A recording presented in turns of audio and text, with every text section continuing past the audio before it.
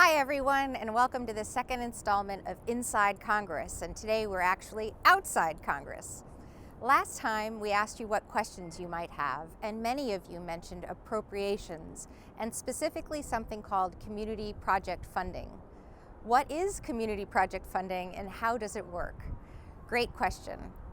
First, community project funding is the ability of each member of Congress to direct federal spending to important projects in their very own district. This isn't new funding, importantly. Rather, this is money that has already been allocated to different federal agencies to administer. For example, last year, we were able to send $29,000 to the Keystone Valley Fire Department for new equipment. That money came from the funds that had already been set aside for fire departments nationwide to purchase equipment. This community funding project just made sure that some of those funds came to our community specifically. The process starts in early February or early March of each year for implementation that happens the following year. So I know that most of us live our lives according to the regular January through December calendar, but the federal government is a little different, and it operates on something that's called a fiscal calendar. The federal government's fiscal calendar runs from October the 1st to September the 30th of every year. Don't ask me why. Maybe that's a topic for future inside or outside Congresses as well.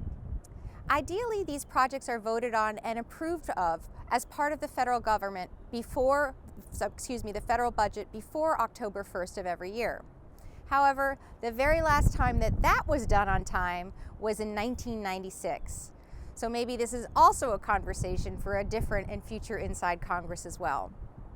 Last year, we here in our office advocated for 14 projects across our community with a total value of just over $10 million.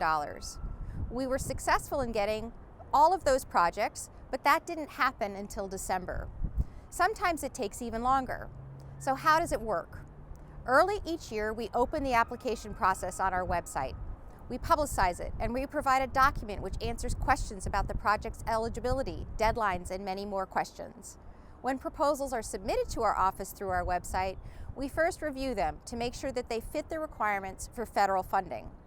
For example, if someone wanted a federal funding grant to buy a sailboat on which to take their family vacations, that would not be allowed, with very good reason.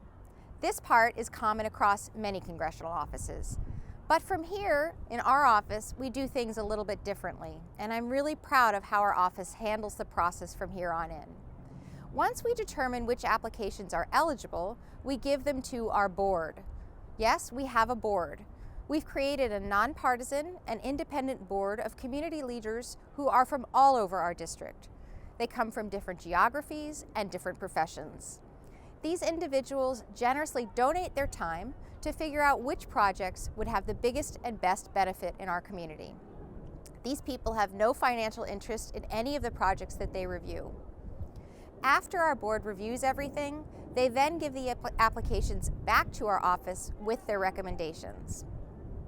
Next, our team works with our staff at the Appropriations Committee here in Washington to get them to approve everything they need to do to include our projects in their draft appropriations bill. And from there, the members of Congress who serve on the Appropriations Committee start debating and negotiating this bill like they do any other. And behind the scenes, my team and I are busy advocating for our projects to make sure that they stay in the bill as it moves through Congress.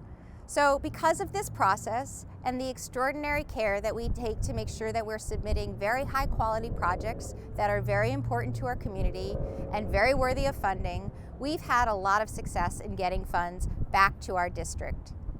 We've gotten all 24 of our proposals over the last 2 years approved, and that's pretty good if you ask me.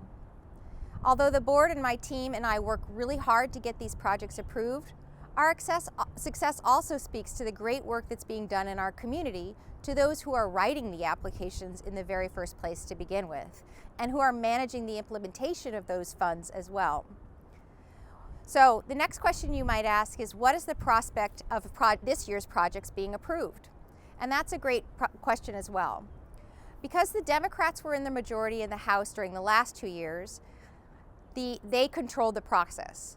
Now that the Republicans are in control or in the majority in the House this year, they control the process. And so there have been some changes to eligibility requirements this year, and might be some changes to the process too as well.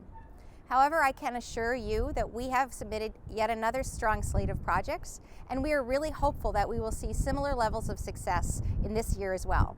So stay tuned. So that's basically how community project funding works. You can visit our website for more information, and of course, please do call or write our office with any more questions about this or any other topic you'd like to know about. Also, please do consider coming to our office and sharing this view with us. Until I see you at home or here, please be well and take care of one another.